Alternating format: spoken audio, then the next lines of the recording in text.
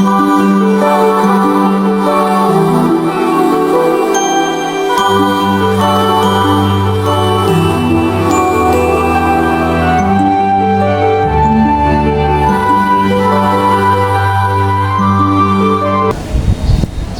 semuanya, perkenalkan nama saya Zelia Joran. Saya dari program studi Akuntansi Bisnis Digital Politeknik Negeri Lampung kelas 2E. Dalam video ini saya akan menjelaskan 6 materi yaitu Simple Past Tense, Present Perfect Tense, Future Tense menggunakan be, going to, Future Tense menggunakan will, dan can and could, dan must and mustn't. Saya juga akan menjelaskan fungsi, keterangan waktu, dan serta contoh dalam bentuk positif, negatif, dan interrogatif. Yang pertama ada Simple Perfect Tense. Simple Perfect Tense digunakan untuk menyatakan kejadian yang terjadi dan sudah selesai di masa lalu. Biasanya digunakan dalam kegiatan sehari-hari, yaitu ada laporan atau pengalaman masa lalu. Keterangan waktunya yaitu ada yesterday, last week, last month, dan ago.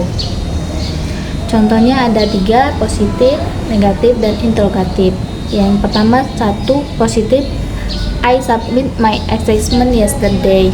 Negatif, I did not edit the class the week. Yang ketiga, interrogatif, did you finish your homework yesterday? Yang kedua ada Present Perfect Tense. Present Perfect Tense digunakan untuk kejadian di masa lalu yang masih berhubungan dengan kondisi sekarang. Biasanya digunakan ketika waktu kejadian tidak terlalu penting. Keterangan waktunya ada already, just, ever, and never. Ya, ada 3 contoh positif, negatif, interrogatif. Yang pertama, I have completed my report. Yang kedua, negatif, I have not finished the task yet. Yang ketiga, interrogatif, have you ever used Excel for data analysis? Yang ketiga ada future tense, be, going to. Digunakan untuk menyatakan rencana atau niat di masa depan. Biasanya sesuai yang sudah direncanakan sebelumnya. Keterangan waktunya ada tomorrow, next week, and soon. Contohnya ada 3 juga, positif, negatif, dan interrogatif. Yang pertama, I am going to study for exam tomorrow. Kedua, I'm not going to skip the class next week. 3, are you going to join?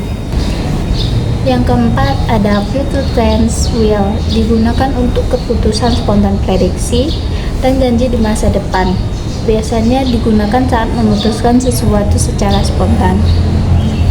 Keterangan waktunya ada tomorrow, next day, next week, next month, next year, soon, later,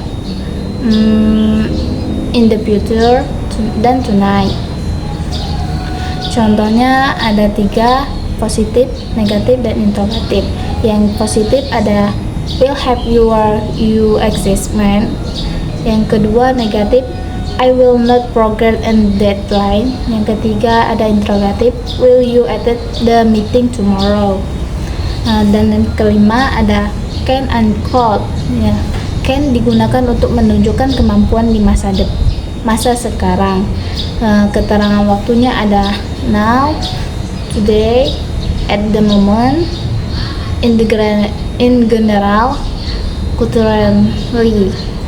Contohnya ada positif yaitu I can ask Microsoft Excel to prepare financial report. Yang negatif ada I cannot analyze the financial data without the transaction record.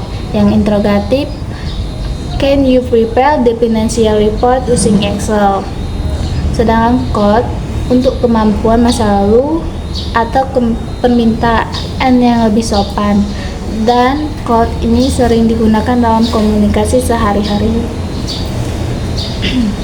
Keterangan waktunya ada yesterday, last week, last month, last year, and the past when I was. Contohnya ada 3, positif, negatif, dan interrogatif.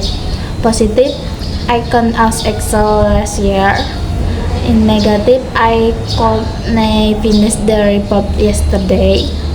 Dan interrogative, I could you help me.